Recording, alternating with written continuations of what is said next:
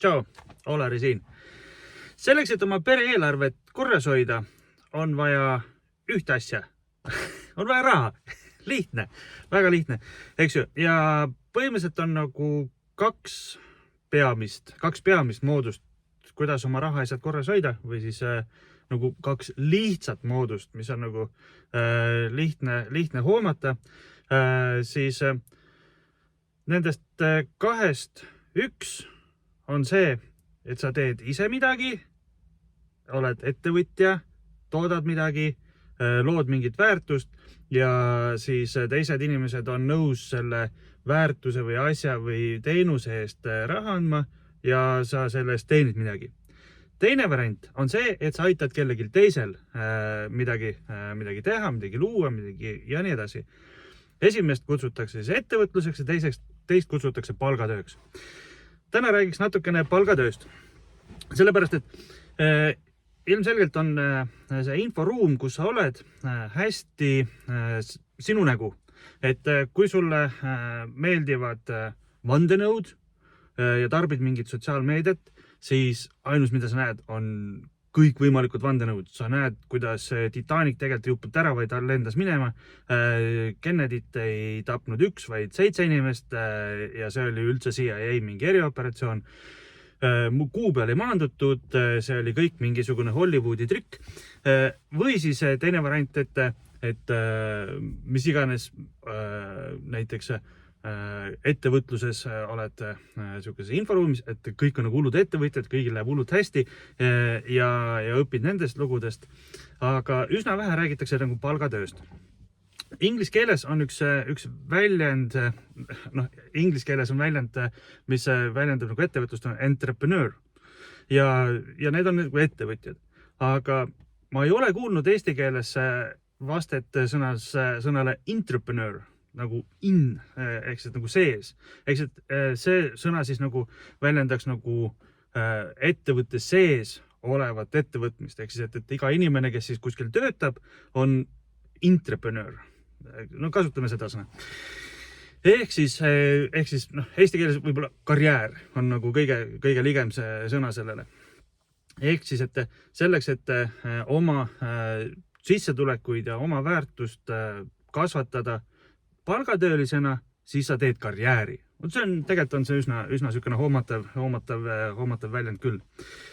Nüüd selleks, et siis selle karjääriredelil nagu rahulikult nagu edasi astuda, peab siis samamoodi nagu ettevõtjad pingutavad, mõtlevad välja uusi mooduseid, kuidas oma teenust parandada, oma toodet teha paremaks, hinnastamisega mängida, eks ju. Siis samamoodi võiks ka karjääriinimesed või siis tegelikult ei peagi olema nagu karjääriinimene.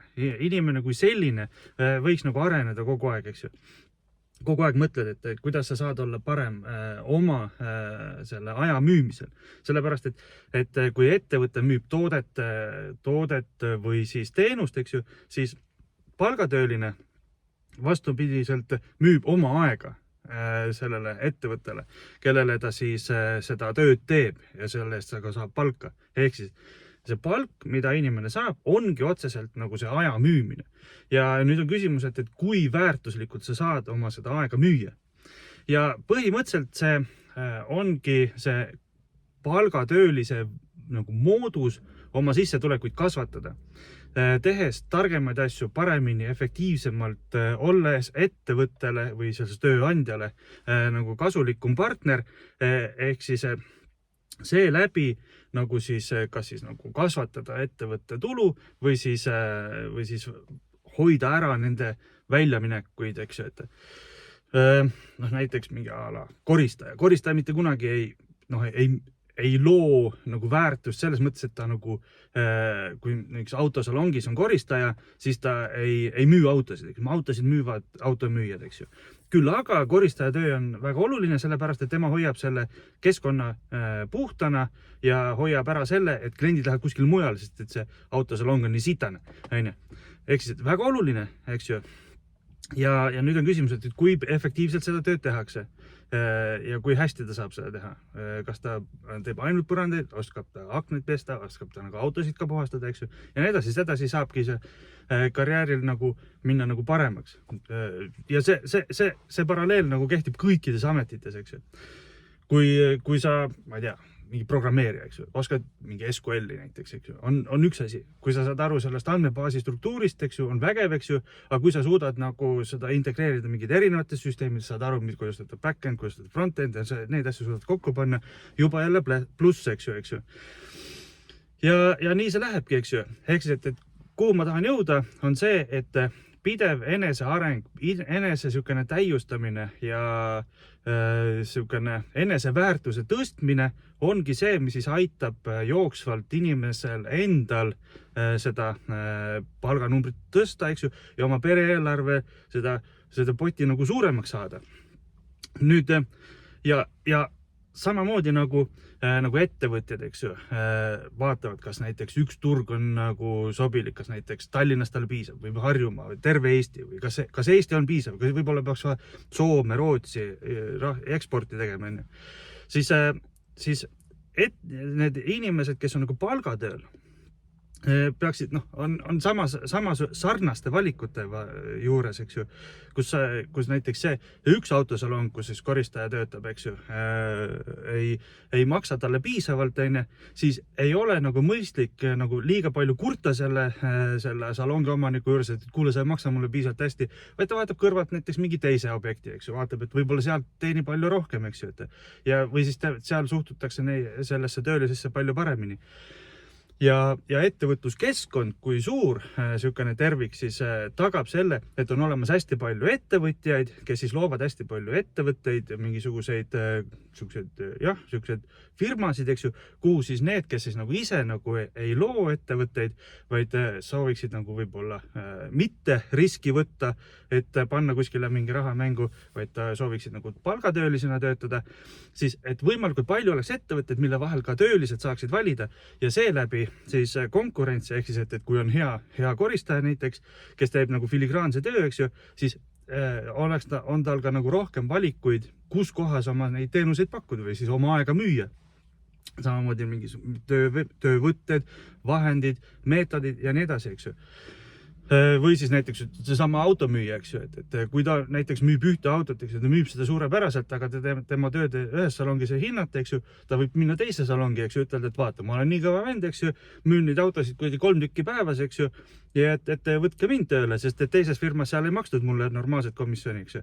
Ta läheb järgmisse ettevõttesse, saab sama töö eest palju suurema palga, eks ju. Ehk siis ka seal on see konkurents, eks ju, kus siis need ka töölised konkureerivad oma vahel.